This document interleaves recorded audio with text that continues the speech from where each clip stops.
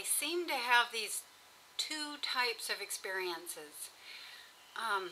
One where the higher energies come in and merge with me, and my astral projections and out-of-body experiences and lucid dreams will happen easily. And the specific things that happen in them will happen easily. And then the second one is when the higher energies back off a little and maybe have a spot of fun watching me use my own powers and musculature to get in there a little deeper. This is probably, the space in which there's lessons to be learned and things like that. And this morning's events were absolutely 100% the latter. And so these are always very fun. I'm usually kicking and scratching to, maintain my lucidity, and or, I'm just working really hard to take what I've learned and apply what I've learned without getting sidetracked and misled, mostly by my own feelings and ideas. When I get into the astral, the way that I experience myself is so different than the way I experience myself energetically in the physical. It is highly vibrational, which to me is also highly sexual, and I can get led astray down that path very easily. So that's not what happened this morning, although that idea popped up and there was some work that got done. But what happened today, the placement of what happened today was the 3D blackness, or the void. And so I'm going to tell a story, but I'm just going to set the, what's the right word? The environment of where this takes place is in the void.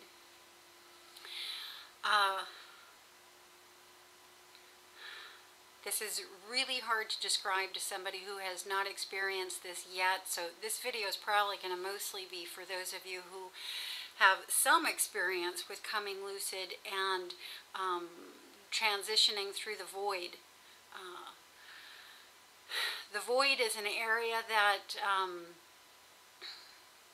I experience solely in transitions.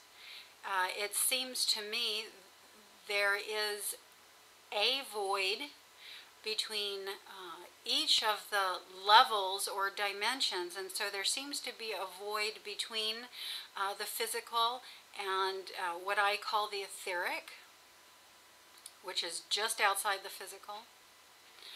There seems to be a void between the etheric and astral proper. There seems to be a void between astral proper and what I call the soul plane, and also one between what I call the soul and spirit planes. Every time I seem to transition, let me say, in two different ways. Two primary ways. And one of them is to dematerialize from where I am and materialize in a new environment. And in this case, I move through the void. I dematerialize from, let's say, my room, and in through the void and into another location. The second way I transition, and this is actually really cool, but it takes my mind a long time to catch up with this. I'm usually knocked unconscious for a while, although when I come conscious or come lucid again, upon reviewing the event, I can see or remember the transition. And this one happens simply, the environment that I am in dematerializes, vanishes, and a new environment comes forward. So it's literally the environment that changes rather than myself.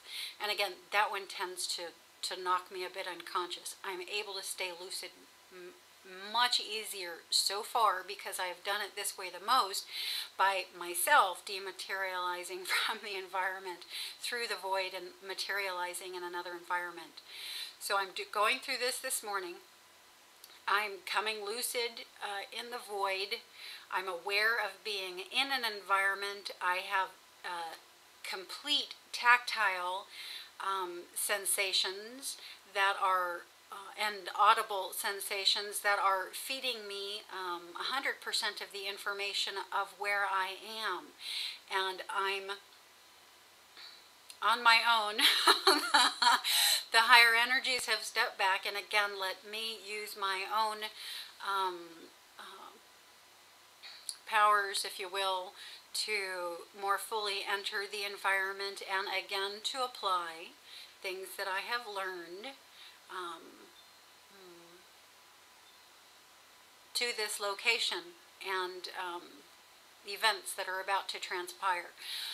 But I just can't do it. I feel myself in an environment. In one of them, I'm in what is clearly a shop that sells fine cloths and silks and things like this. And